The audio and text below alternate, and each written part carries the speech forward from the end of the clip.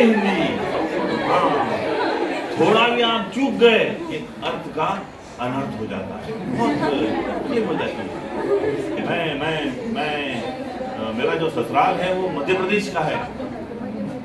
मध्य प्रदेश, जहाँ जो हिंदी भाषिक प्रदेश है वो मध्य प्रदेश, तो मेरा ससुराल है वहाँ पर। मैं अपने पत्नी के साथ जा रहा था तो मुझे एक बोर्ड दिखाई दिया, उस पर लिखा हुआ था कृपया बाएं हाथ से चलिए। हम हिंदी वाले हैं, हमने कहा ऐसे कैसे लिखा है, बाएं हाथ से चलिए, कोई कांग्रेस की सरकार है हाथ से चलिए, लिखना चाहिए बाईं तरफ से चलिए। तो जहाँ जहाँ भी हम देखते हैं कि हिंदी का उपयोग सही नहीं है ना, हम वहाँ लेते हैं, हम ऑब्जेक्शन लेते हैं, वहाँ पर हमारे ही करते हैं। एक बार मैं कभी कभी हमसे भी गलती हो जाती है। मध्य प्रदेश में कचौरियाँ बहुत अच्छी मिलती हैं, तो एक हलवाई के पास जाकर मैं और मेरी पत्नी दोनों भी हम कचौरियाँ खा रहे थे। वो कचौरी इतनी स्वादिष्ट थी कि मेरी जबान फिसल गई, मेरी हिंदी फिसल गई। मैंने कहा अरे हलवाई तेरी कचौरी तो बड़ी सुंदर है। बोले हाँ सुंदर है, आपकी पत्नी बड़ी स्वादिष्ट है। मुझे गलती का एहसास दिलाया हो। तो दोस्तों हम हिंदी वाले हैं, है ना? एक तो हिंदी का कवि, ऊपर से हास्य का कवि।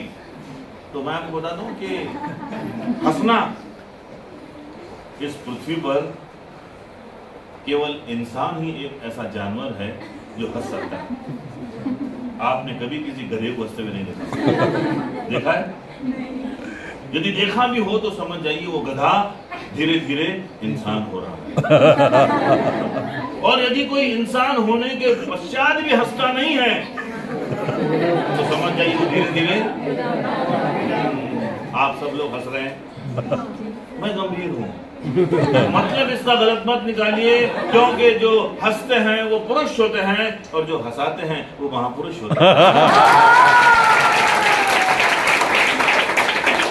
वैसे भी ये हंसी चीज बड़ी करामाती है, कम वक्त आती है तो आती है, नहीं आती है तो नहीं आती। आप कोशिश करके देख लीजिए, नहीं आएगी और आएगी तो बिना बात के आ जाएगी।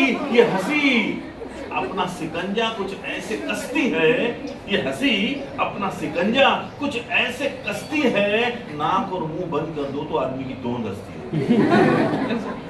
हंसी चीज करामाती है, आती है तो आती है, नहीं आती है तो नहीं आती है। मगर दोस्तों हर बार हंसो, क्योंकि हंसने से आपके चेहरे पर झुर्रियां नहीं आएंगी। जो ज्यादा हंसते हैं ना, आप देखिए वो बहुत देर तक बूढ़े नहीं होते। और दूसरी बात, जो ठहाके लगा के हंसते हैं उन्हें तो कभी हाजमे का प्रॉब्लम भी नहीं होता। इसलिए हंसो, हंसो, हमेशा हंसो, हंसो सच्चों जैसा हंसो, हंसो तो बच्चों जैसा हंसो। मगर तब मत हंसना जब किसी लंगड़े की लाठी छूट जाए, तब मत हंसना जब किसी जरूरतमंद की गाड़ी छूट जाए, तब मत हंसना। हंसो आफताब पर हंसो, हंसो हर सब जवाब पर हंसो। सबसे अच्छी तब है अगर आप अपने आप पर हंसो, अपने आप पे हंसी, वो सबसे अच्छी हंसी है। तो एक अपने आप पर हंसाने वाला एक मैं गीत सुनाना चाहता हूँ अंतिम। चलिए तो ओके चलिए, तो फिर गीत बाद में सुनाता हूँ। पहले आपको एक रचना सुना देता हूँ। अब देखिए, मैं हूँ इकोनॉमिक्स का प्रोफेसर, मैं इकोनॉमिक्स पढ़ाता हूँ विद्यापीठ में। मैं MBA के विद्यार्थियों को इकोनॉमिक्स पढ़ाता हूँ। इकोनॉमिक्स पर मैं PhD गाइड हूँ, मेरे अंडर में 8-10 बच्चे PhD कर रहे हैं। तो क्या होता है कि जो लोग जो काम करते हैं ना, तो उनके हर शौक में उनका काम आता है, समझ रहे हैं आप? यानी कि मैं अगर कविताएं भी लिखूंगा तो मेरी कविताओं में इकोनॉमिक्स आएगा, है? वो एक बार एक स्कूल टीचर था, वो जा रहा था तो सामने बिरला की बड़ी हवेली थी, तो अपने दूसरे टीचर को बता रहा था कि ये सारी बिरला की हवेली, सारे बिरला के पैसे, उनकी सारी फैक्ट्रियां अगर मुझे मिल जाए ना तो मैं बिरला से ज्यादा कमाऊंगा।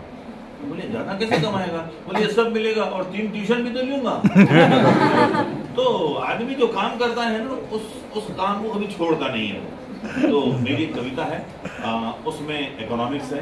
अब देखिए कहाँ इकोनॉमिक्स है। ये एक भिखारी की कविता है। भिखारी यानी शीर्षक भिखारी है, कविता मेरी है।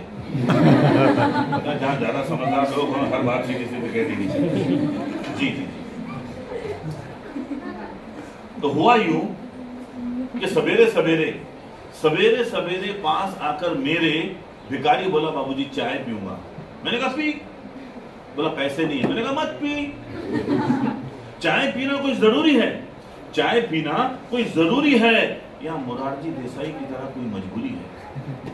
बोला बाबूजी आजकल के जमाने में कचेरी हो या थाने में हर जगह इस चाय का चर्चा है और भोजन से ज्यादा इसी का खर्चा है। फिर भी लोग बिंदास बेधड़क चाय पी रहे हैं और हम जैसे हजारों भिखारी इसी चाय के भरोसे जी रहे हैं। बोला बाबूजी 2 रुपए दीजिए, 2 रुपए दीजिए, भगवान आपका भला करेगा, आपका घर धन दौलत से भरेगा।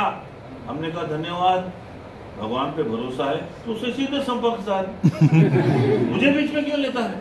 भगवान पे भरोसा है तो उससे सीधे संपर्क साध, मुझे बीच में क्यों लेता है? बोला बाबूजी भगवान देने वाले को ही देता है, यूं तो हर इंसान खाली हाथ पैदा होता है। दोस्तों भिखारी की इस बात पर हमने उसे 8 आने दिए, कम वक्त ने नहीं लिए। बोला माई बाप भिखारी मैं हूं कि आप? मैंने कहा देखो अगर तुम जैसे भिखारियों को मैं 10-10 रुपए की नोट बांटता जाऊंगा तो एक दिन मैं खुद, ये कविता मेरी है कि आपकी है? मैं खुद भिखारी हो जाऊंगा और फिर भीख मांगू, देश की इज्जत को खूंटी पे टांगू। अरे शर्म कर, हट्टा तगड़ा होकर भीख मांगता है, वो भी आम सड़क पर। बोला बाबूजी अब क्या बोलूं? आम सड़क पर नहीं मांगू तो क्या ऑफिस खोलूं? मैंने कहा कोई काम धंधा कर। अरे बिना धंधे के जीवन अधूरा है। बोला बाबूजी ये धंधा क्या बुरा है? बहुत सोच समझ के पकड़ा है, इसमें न कोई झंझट न झगड़ा है, न कानून न कायदा, बस फायदा ही फायदा। और बाबूजी इस दुनिया में ऐसा दूसरा कोई धंधा नहीं है जैसा भिखारी का है, क्योंकि एक पैसा ईमानदारी का है। इस दुनिया में ऐसा दूसरा कोई धंधा नहीं है जैसा भिखारी का है, क्योंकि एक पैसा ईमानदारी का है। अरे न किसी की जेब काटी न किसी का गला, जो दे उसका भी भला और जो ना दे उसका भी भला। मैंने कहा तुझे याद है भीख मांगना कानूनन अपराध है? तो साहब इतने में कानून का एक रक्षक यानी कि एक सिपाही वहां आया। भिखारी उसे देख घबराया और जो ही उस सिपाही ने उस भिखारी पर एक नजर डाली, अब इकोनॉमिक्स चालू होता है, जो ही उस भिखारी ने अपने कटोरी में से 8 आने निकाली और सिपाही के हाथ में थमा दी। सिपाही चला गया। भिखारी बोला बाबूजी आपको देश का कानून दिख गया, केवल 8 आने में बिक गया। आप यहाँ बैठे बैठे उपदेश बांटते हैं, हम आपको बताते हैं कि इस देश में उपदेश तो केवल चुनाव जीतने काम आते हैं। मैंने कहा बेशरम, एक तो भीख मांगता है, ऊपर से मुंह लड़ाता है, अरे चुल्लू भर पानी में डूब के मर क्यों नहीं जाता है? बोला बाबूजी मैं क्यों मरूं? डूब मरने के लिए इस देश के नेता अभी जिंदा हैं। भीख मांगना मेरा छोटा मोटा, उनका तो बहुत बड़ा धंधा है, क्योंकि देश के कर्णहार सह परिवार सारा धन समेटकर विमान में बैठकर विदेश जाते हैं और वहां से करोड़ों की भीख और अरबों का कर्ज लेकर आते हैं। इस देश का बच्चा आज भी गले गले तक कर्ज में गड़ा है और हमारे विदेश मंत्री को देखिए, विदेशियों के सामने आज भी कटोरा लिए खड़ा। अरे मैंने जरा सी भीख जो मांगी तो आपको देश की इज्जत का ख्याल आ गया।